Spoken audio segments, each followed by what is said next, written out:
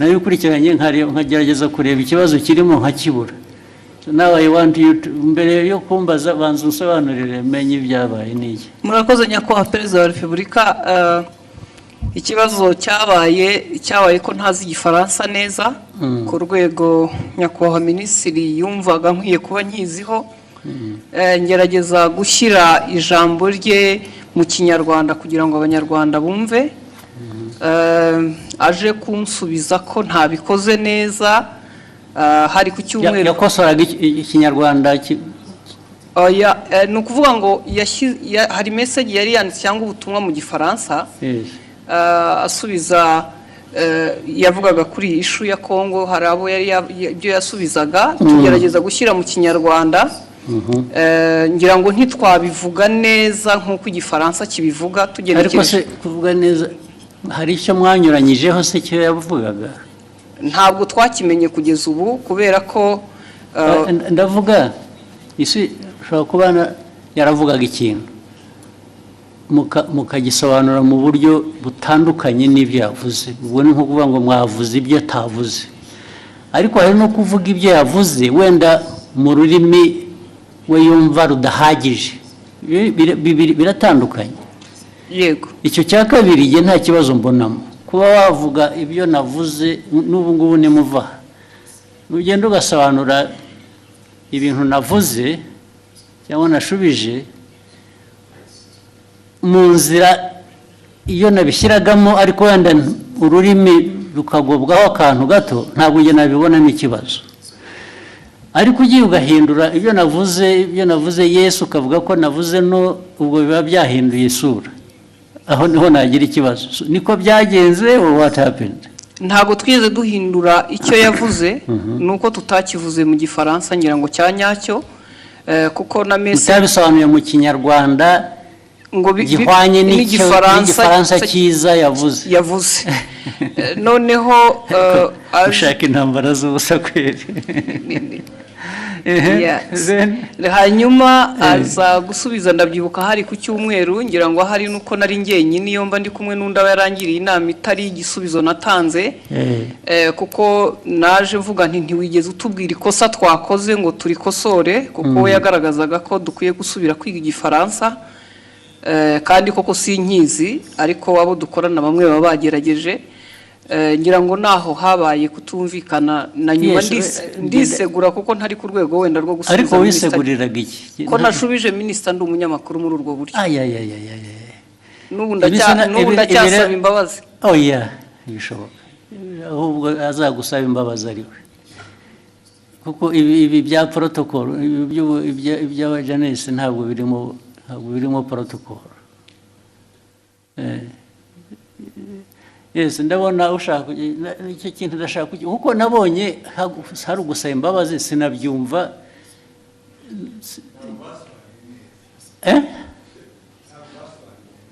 Kudasobanura neza ariko nabyo bifite ikindi bivuze bibiri. Neza ni ukuvuga ko ibyavugwaga mu Gifaransa si byo byavugwaga mu Kinyarwanda.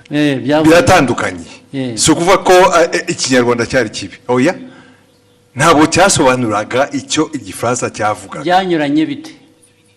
It was not opposite. Sinibuka neza ariko icyo gihe twarabibonye twese tuti niba mutazi Igifaransa nta mpamvu yo gukomeza kuvuga mu Kinyarwanda mwihimbira. Ariko ubwo namwe mwagiye mu rurimi gusa ntimwareba content. Nge ndashaka kumbwira content. Nyakubahwa unyemereye buretse content nuko cyanyuranyijeho niki yavuze iki ku buryo kinyuranyije n'icyo undi yari yavuze. Aho izo mvi zanjye zintaye mu gihe kuko no ariko icyo nibuka icyo gihe kuko twese twabibonye icyo Minisitiri nta makosa yakoze. Avuga ati hari ibyo gihe navuze mwebe musobanura mubwira Abanyarwanda ibitari byo. Yes, ariko ntabwo wavuga utyo gusa utavuga ibyo ari byo nawe. Muri aka kanya mu mbabarire nizo urabivuga n'imbaraga ukagira ngo kuko hari substance, hari na form, hari content na form.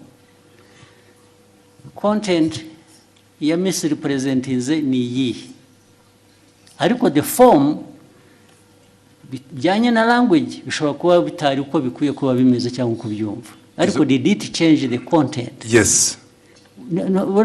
Uravuga yes nakubaza ntabwo bizi nibyo nibuka ariko na minister nawe arahari of course n'ubundi iyo mbwira nkabaza minister na mbere hose.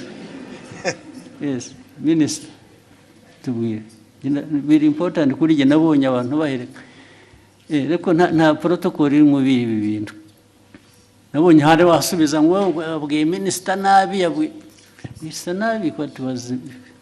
Murakoze Your Excellency, ntabwo byari ikibazo cya protocol ntabwo byari n'ikibazo cyo gusubiza minister nabi nge nta kibazo nari mbifiteho. Ikibazo ni content nari navuze bijyanye n'inama yabereye i Nairobi ya Africa Forward Summit twari twagiyemo tujye ku substance nyine quickly kuko guverinoma ya Kongo yaravuze yuko ngo mu nama ngo bavuze ko u Rwanda rwabateye bakabibwira bari mu nama kandi iyo nama ntabwo perezida wa Kongo yarayirimo yaje irangiye bazanye umukandida wa muri francophonie.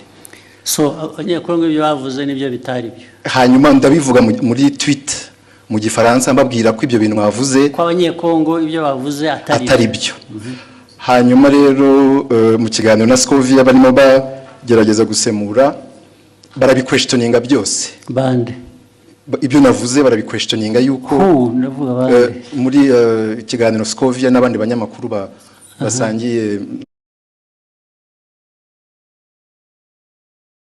basangiye stage muri mama urwa Gasabo.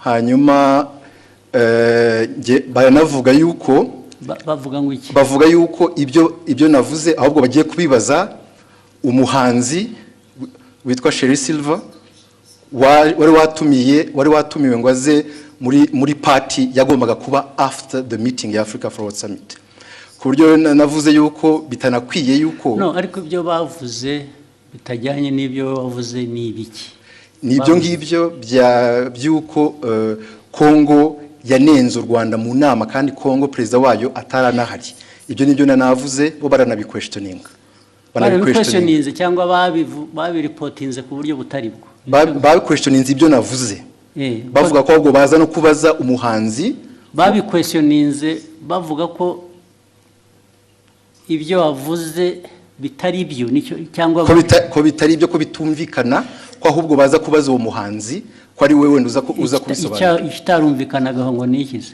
nibyo nanjye nibaza kuko ibyo navugaga byari clear kuko Kongo yavugaga ko ngo batunenze ko mu nama ya Africa Forward Summit kandi Kongo itari nahari baraje ariko ibyo ni Kongo yabivuze ibyo ni Kongo yabivuze ngewe ndabinenga muri tweet mu gifaransa hanyuma ahubwo bo barananenga bavuga ko bidasobanutse ibyo ndimo mvuga bitasobanutse meaning word ko ibyo mvuga nenga Kongo ko bitari clear kandi ari nge wari uhari muri iyo nama ibyo navuze byari bisobanutse kandi ari ikintu kimisinga aho ngaho ntumva neza bakwandika bavuga ngo ibyo bavuze si byo bavuze ibyo bo kuri bo bakuvugiye ibyo wavuze se bitari byo oya barabiquestioningaga yuko ibyo mvuga bitumvikana best ku bintu ntanumva kubera ko it was clear ibyo navugaga byuko Kongo ntabwo yari mu nama ntishobora kuvuga babiquestioninze bavuga se ngo Olivier arabeshya ntabwo biri ari byavuze cyangwa yavuze bashatse kuvuga ibyo wavuze ariko babivuga mu buryo butari bwo batanga indi content bavuga ko ibyo mvuga bitumvikana ko ngiye ibyo mvuga nka Minister wa Foreign Affairs wari muri iyo nama ko ibyo mvuga bitumvikana ko ahubwo bagiye kubaza umuhanzi utari no muri iyo nama umuhanzi se bamubarizaga iki kubera ko yari yatumiwe muri party yabaye nyuma y'iyo nama hari party yabaye hari umuhanzi wari watumiwe ngo bafashe gutegura iyo party ngo nibo baza kubaza mu bintu byavugiwe mu nama y'abakuru b'ibihugu narindimo aho ngaho niho hari ikibazo ariko ikindi kibazo muhitamo kubishyira ku rubuga muterana amagambo nuko hari hashize n'iminsi mubwira ibyo batagiye basemura neza mwandikira akamubwira ko babikora nyuma bakongera bagasubira bakabidistortinga. ibyo byaje kuba noneho bitari interpretation, ibyo bavuze gusa ko ibyo bavuze atari byo, ko atari byo, ko babiquestioninga. It is very intriguing. What is it? Nyakubahwa, murakoze kongera kumpa umwanya. Abandi mwari kumwe icyo gihe ni bande mbese? Ni abanyamakuru dukorana, ntabwo bari hano, twari mu kiganiro dusangira amagambo magufi turebe turangize. Icyabaye, leta ya Kongo yavugaga ko bari bahari nk'uko nyakubahwa minisitiri yari yabavuguruje, nawe akavuga ko batari bahari. Noneho mu kiganiro, kuko abari talk show atari kuvuga ngo turasoma amakuru kwa kundi twihuta, ni ikiganiro mwakora, ni ikiganiro, noneho tubiteramo urwenya, turavuga tuti se ko tutariyo nk'abanyamakuru, Kongo ikavuga ko ihari, u Rwanda minisitiri akavuga ko adahari, turaza kubaza uwo muhanzi twabonye we yaranahara tubwira ngo yarashinzwe protokole kuko yagaragaye yifotoza muri iyo nama na perezida w'Ubufaransa ari nawe. Mwibaza ngo noneho icyabaye niki? Twibaza ngo niki, tubavuga tuti turaza kubaza uwo ni utari ku ruhande rwa Kongo ntabe na minisitiri ashobora kutubwira ko yamubonye cyangwa atamubonye, tubivuga dutyo turagenda. Nyakubahwa Perezida wa Repubulika ngira ngo ikibazo cyaje kuba ubwo nyakubahwa minisitiri yazaga kuri Twitter akoresha imvugo igira iti Madame Scovia Mutesi, ikiganiro cyanyu kiratera urujijo mu Banyarwanda, inyandiko yanjye yanditse mu rurimi rwumvikana, ubutaha muzashaka umunyamakuru uvuga neza igifaransa asemura inyandiko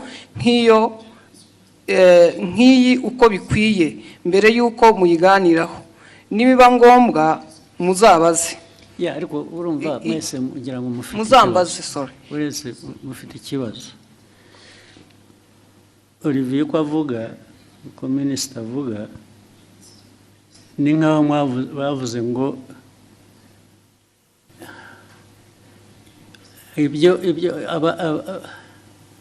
ibyo yavuze asubiza ko abanyekongo batari bahari.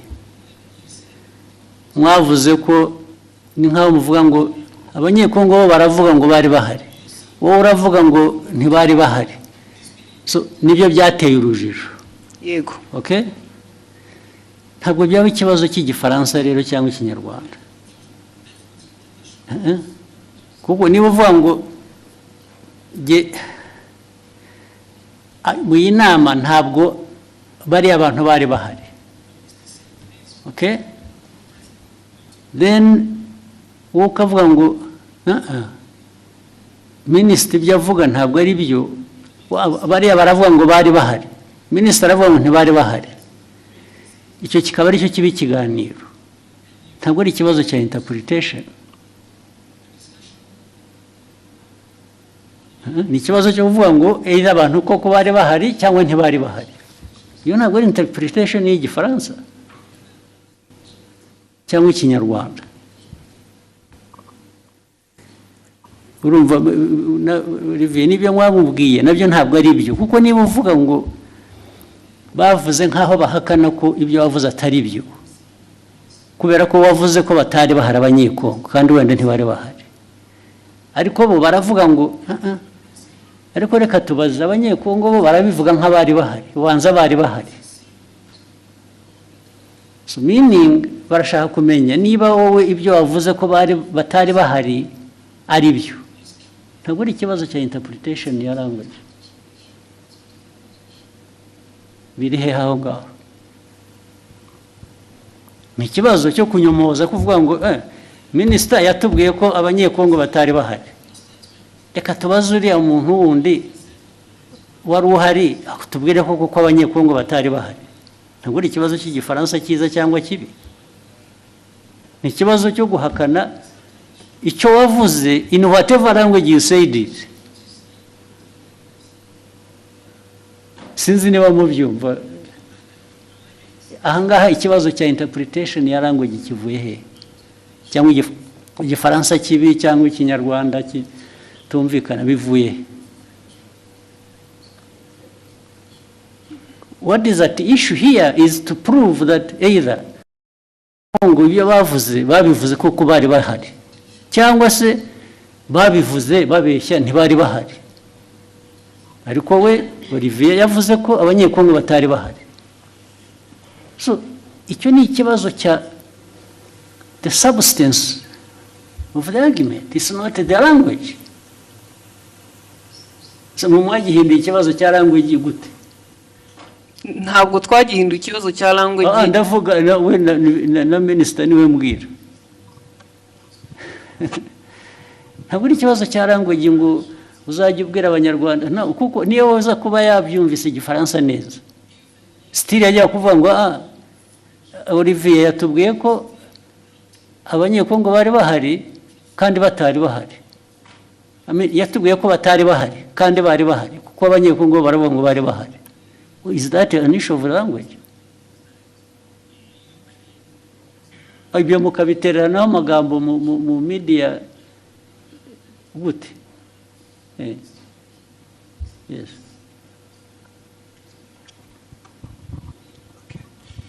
Mwakoze kutwemerera kuba dufite telefone. Nitwa Mutuyezo Oswald. Byose narabikurikiye ndetse nanjye nagize comment kiraho minister aranyandikira kuko nanavuze ngo bakwiye kuba babiganiriye mu gikari bitari ku Karubanda. Minister arambwira ati byari maze kuba byinshi. Nge uko nabikurikiye nkanabisesengura impamvu minister yazanyemo ikibazo cy'igifaransa ni impaka n'indende ntabwo ari kiriya gice cyonyine. Hari ukundi babisemuraga ukumva harimo amakosa. Ntekereza ko rero mubabaje nge mbona hari ababirigi nibo babazwa nuko nta nubwo bababajwe rero na content n'ukuri abantu bababajwe na language. Yego. Mu buryo basemuraga birashoboka ko ni isesengura ryanjye. Minister atekereza ati ubwo niyo conclusion bakoze ishingiye kuko baba batari kumva neza ubutumwa.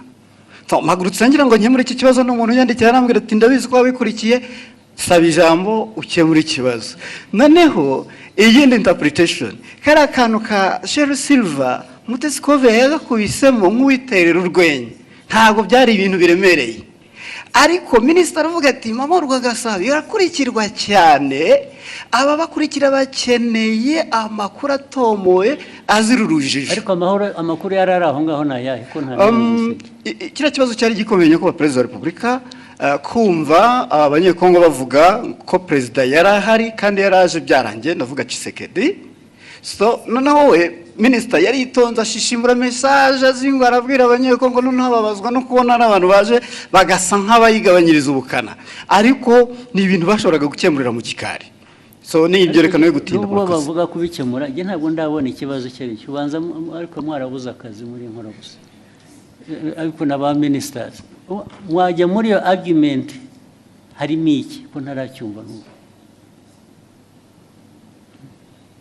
Albert wahoze kuvuga cyane muzirukomeye we substance aho ngaho yabaye yihige ko nayumva yazanye intambara mu bantu bakayiki batuwazi. Nashatse nantuza ndanayibonye wa mugani byatangiye ari uko abanyekongo ubwabo batangaje inkuru itari cyo kwa kundi ibyo okay. So noneho minister arabasubiza babwira ati ibyo mwavuze sibyo nta nubwo Perezida yari ahari cyangwa exactly. Hanyuma muri interpretation noneho doko yavuze ati iki kiganiro cyanyu kiratera urujijo mu yamahanga. Urujijo rwatewe n'uruhe mbese bari urujijo mu Banyarwanda. Inyandiko yanjye yanditse mu rurimi rwumvikana ubutaha muzashake umunyamakuru uvuga neza igifaransa. So ni interpretation y'igifaransa yari yanditse bo batangiye ku ariko minister we iyajya kuri content agasobanura icyo bakosheje bikava mu rurimi kuko issue ntabwo ari ururimi hano. Issue ni content yuko bamwe muri abo bantu badiscussingaga ari side ya minister ari abanyekongo ari abaganiraga hariho wa Misiri presenting the facts. Exactly. Ntabwo ari ikibazo cya language ariko no ikibazo kirimo kuko we icyo yashubije kuko niyo mpamvu minisita avuga ati mukwiye gushaka abantu basesemura igifaransa neza mu kinyarwanda. So uko basesemuraga ntuzayishyura igifaransa mu kinyarwanda babwira the public audience. Ubwo icyo yakemuraga ni minisita nuko icyo agomba gukemura ni ikintu kimwe gusa. Perezida yari ari aho ngaho cyangwa ntiyari ahari? ntabwo yari ahari.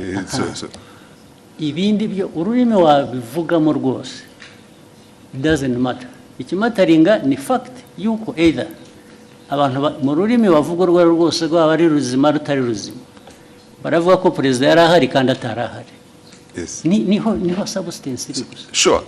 Ariko ibyo ngibyo uvuga ni nkaho argument iri ku language, it's not on the substance. No, the argument is nk'itangazamakuru to in fact kubwira abantu ibitari byo kandi nawe impamvu bibaye ni ukutumvise neza icyo gifaransa.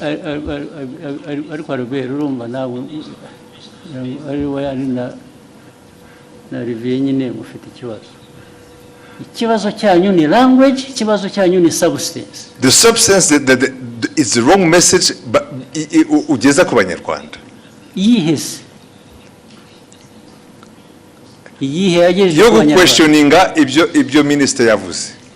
Now question ibyo navugaga rero ubu noneho bitwayeho byari biri ya questioning ibyo minister yavuze.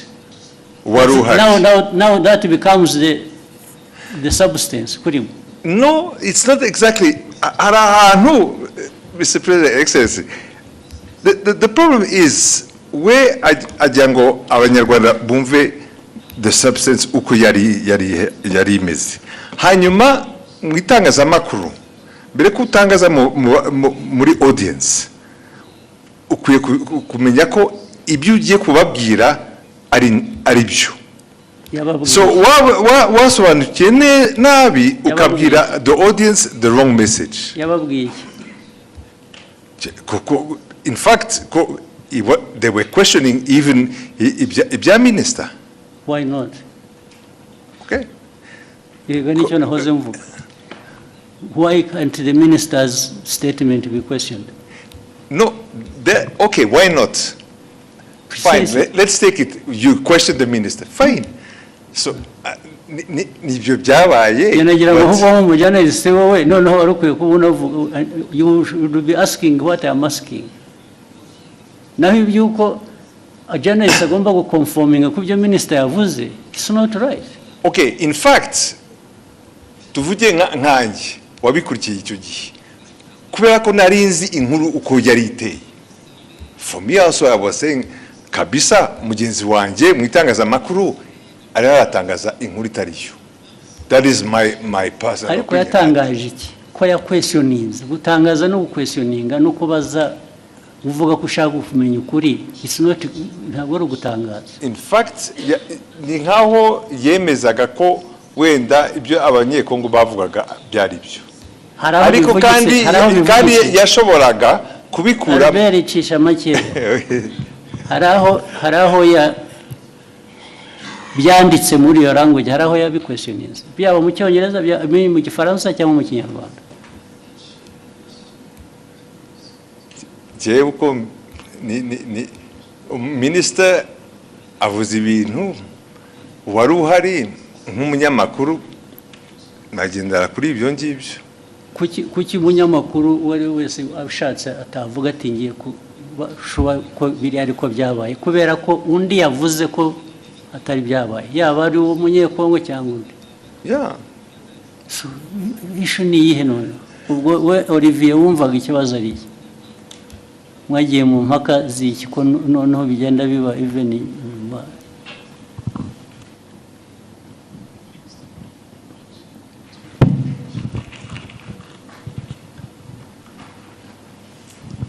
Murakoze Your Excellency.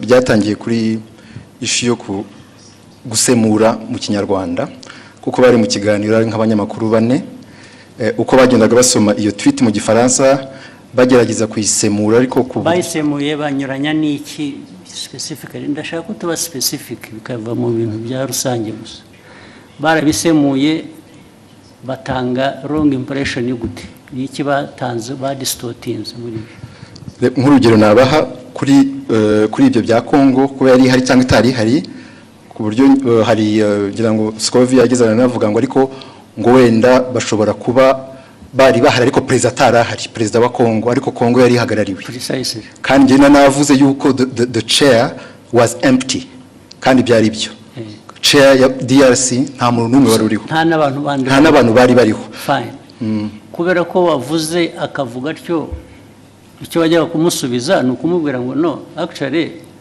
nta n'umwe wari uhari gusa izindi ntambara ubwo zasubizanye iki nibyo nari navuze muri iyo tweet yuko the chair was empty ariko erega nta muntu wowninga facts cyangwa ukuri ngo iyo yavuze ntawe ugira icyo abaza wabivuze ni nabyo ariko somebody expressinze ko ashaka kumenya ko ibyo ari byo. What is wrong with that?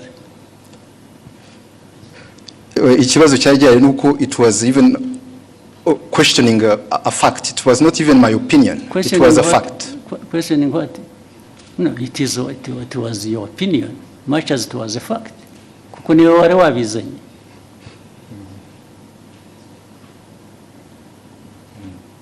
Your opinion can be a fact, much as it may not be a fact.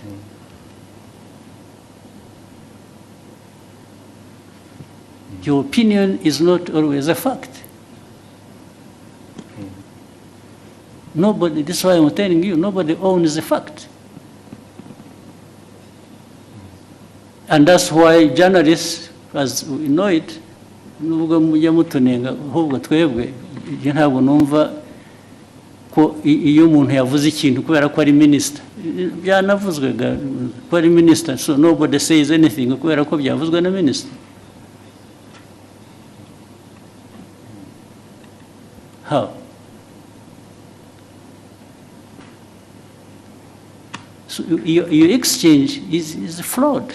It's not right. You didn't even, if you really wanted to act even as a minister, you wouldn't have had this exchange like the way you did. Niba ari kugiye kujya udiringa n'aba journalists, then there is a problem. So byabanje kuba ko ari interpretation ya French ni Kinyarwanda kuko ni nabyo wanditse ni nkaho babubwiraga ko bakwiye kuba bazi Igifaransa kizima kitari icyo so byavuye no kuri substance byagiye muri ibyo ngibyo birimo iki nka minister cyo bibonamo ni iki none. It was just to ensure yuko abanyarwanda bahabwa the right information kubyerekeye ibyabaye gusa. The right information iva mu bibazo bibazwa.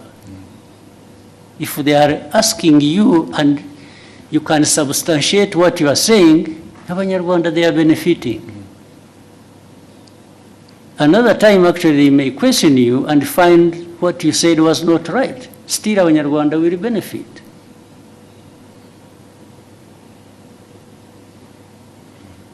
Because Olivier does not have a monopoly of facts. Do you? No, I don't, sir. Hey, so.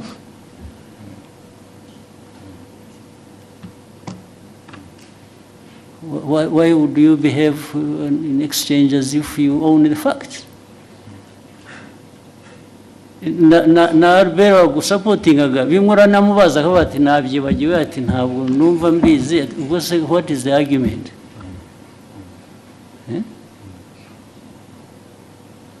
Muvaneho kajagari muza.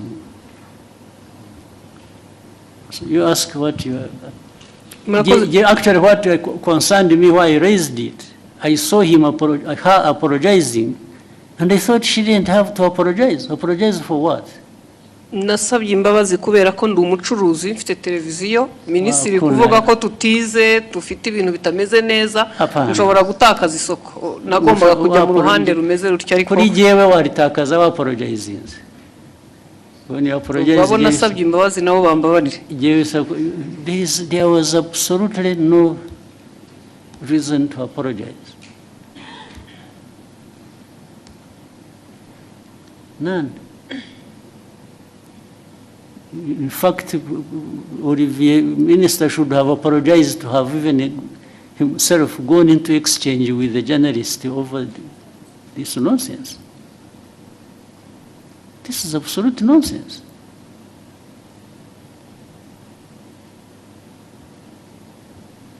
Okay, go ahead. Murakoze nyakubahwa Perezida wa Repubulika, ni Discovery Mutesi nyine Inkoramama Rwagasabo. Ikibazo cyane gishingiye ku bijyanye n'amategeko ahari yemerera abakozi ku murimo, ariko dufite ikibazo muri iyi minsi cyaho abakozi bakorera ibigo byigenga private sector, aho usanga batabaha amasezerano y'akazi, abo bahaye amasezerano y'akazi nabo ntibabahe ibyo amategeko asaba, ndetse rimwe na rimwe ntibabishyure, binagenda bikagera no muri company za security, aho ushobora umuntu kumara amezi 3 adahembwa kandi mu by'ukuri usanga nahembwa amafaranga make cyane ari munsi y'50. Ikibazo ni ukureba uburyo abashinzwe kubahiriza amategeko bafasha abakorera muri private sector kugira ngo abakozi bakoreramo nabo bahemberwe ku gihe. Ibyo niko bikwiriye kuba bimeze. Bibaho, njya mbona na hano mu mujyi hari ubwo abantu bagera batya bajya kwibarabara kubera ko abantu babakoresha batabishyuye. Ntabwo ari byo. Abantu we shall sort it out. Since ababishinzwe hano niba hari ba ministers harabara, it should not happen. Hakwiye kubaho accountability no kuri abo bantu bakoresha abantu ntibabishyure. It has been happening several times. Bimaze iminsi bibaho.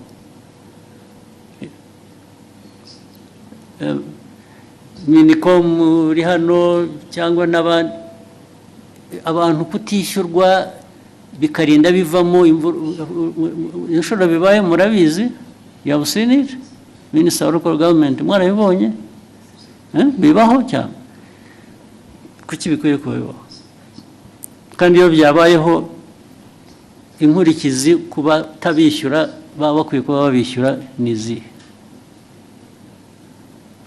Anyway, yihorere icyo kibazo kirumvikana, it will be sorted out one way, bizakemuka ku buryo bumwe cyangwa ubundi. Murakoze nyakubahwa Perezida wa Repubulika, nashakaga gusoreza ku kijyanye naho ibiciro bigeze ku isoko, bigaragara ko bihenze kandi si mu Rwanda gusa ni ku isi, ariko hari ibyiciro by'abantu bakigowe ndetse bakaba ari n'abakozi ba leta ku mishahara, abanyamabanga nshingwabikorwa b'utugari, abaganga, ndetse na bamwe mu bakora mu nzego. Ibyo bibazo birazwi kandi bihoraho, bizanahoraho. Hari ibintu bihora bihinduka. Ntabwo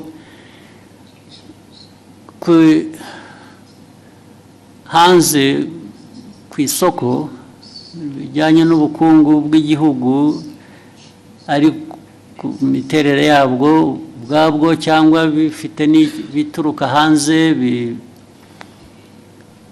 bitera ibibazo igihugu, byo bihoraho. Gushaka ko tubikemura gusa. Ibyo uvuga byose birazwi, ndetse niyo mpamvu habaho rimwe na rimwe kugerageza gukemura bimwe dufasha. Urabizi, iyo ubona leta ifata ibyemezo igatanga subsidies mu Kinyarwanda ni iki? Nkunganire. Buriya urabizi ko biriho, baba bunganira umuturage bazi ko nabo kandi ntibamwunganira bihagije, bamwunganira bijyanye n'ubushobozi, kuko hari ubushobozi igihugu kiba gifite kikunganira abantu uko gishoboye cyabitanga byose. Ibyo rero uvuga byo rwose birahari. Urebe mu gihugu hari ibijyanye na igiciro cy'ibintu byose, n'igiciro kigenda ku ifaranga wagujije, cyangwa ibijyanye n'ibiciro ku masoko by'ibyo kurya, urabizi ko byazamutse. Byose ibyo bibazo birahari. ariko buri munsi ntabwo abantu bahwema gutekereza uko bikemuka, ariko ntibishobora gukemuka ku buryo uko buri muntu wese abishaka, kuko ntibishoboka, ntibidashoboka, ariko effort, imbaraga zo kugerageza gukemura ibibazo ziratangwa bihagije rwose. Niyo mpamvu ubona ku giciro cya peteroli na diesel bagira batya, tugashaka uko tworohereza abantu, bikanga bikajya muri transport, igiciro cyayo ukuntu bizamuka, ariko buriya tudakoze izo interventions, tutagiye tugerageza gushaka uko kunganira abantu, biba byikubye nka kabiri cyangwa na gatatu. Munyemere ndasoreza ku kijyanye n'isuku. Umujyi wa Kigali uyu muri iyi minsi hari ikibazo cy'aya mazu manini yuzuye maremare dukoreramo cyangwa se n'ibindi, bisa nkaho wagira ngo ntihubatse uburyo bwo kurekura amazi ayivaho cyangwa se umwanda, ku buryo bigera ku mugoroba ukumva mu mujyi wa Kigali ntabwo hafite impumuro mbi, mu by'ukuri ugasanga ntabwo hahuye n'ishusho umujyi wa Kigali cyangwa u Rwanda ku bijyanye n'isuku. Icyo ni ikibazo Murakoze nyakubahwa. Yes, kizakemuka. Minister wa Local Government wacyumva, na Mayor n'abantu ba infrastructure. Mwe ntimubizi, ngomba kubyumvira hano mubibwiwe mwari mubizi kuki bidakemuka. Gomba gukemuka uburyo bumwe cyangwa ubundi. Gukemuka babwira abantu kubaka cyangwa gukora kubikorwa, cyangwa se abantu hakaba penalties zijya mu gukemura ibyo bibazo, nabyo vuba na bwangu bikurikira. Thank you, Excellency. With your permission, may we take a 15-minute break? I don't mind.